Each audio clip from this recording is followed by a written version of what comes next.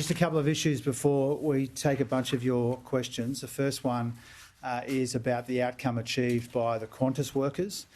The government really welcomes the result and the outcome achieved by the Qantas workers and their union, the Transport Workers Union.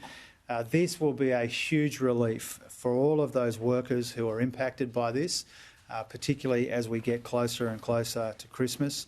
I did want to pay tribute to the TWU for the way that they have been dogged and determined to get this outcome for the workers that we all represent.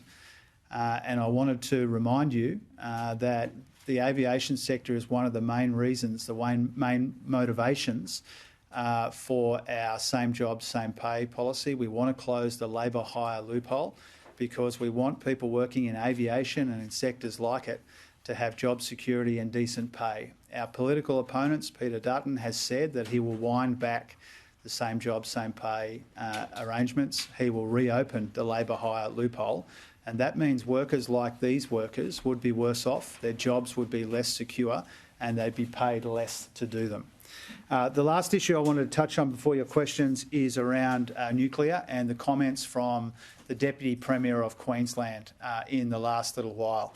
Now, the Deputy Premier of Queensland and I are from different sides of the political fence, but I think what he said in the last little while makes a lot of sense.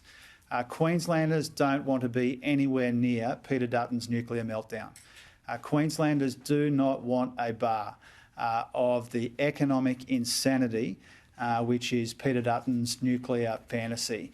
And the fact that a state LNP government from the same political party and the same state as Peter Dutton has completely repudiated and completely rejected Peter Dutton's nuclear fantasy shows just how mad it is what he is proposing. And if you think about the last day, two important things have happened. The LNP in Queensland have said no way to nuclear in Queensland. That's the most recent thing. And before that, Peter Dutton either deliberately lied or he had absolutely no idea about his own modelling of his only policy. He said yesterday that in the frontier modelling, prices for electricity will go down by 44%. That is a complete lie, or it's an absolutely humiliating mistake because the frontier modelling doesn't model prices. That's one of the flaws.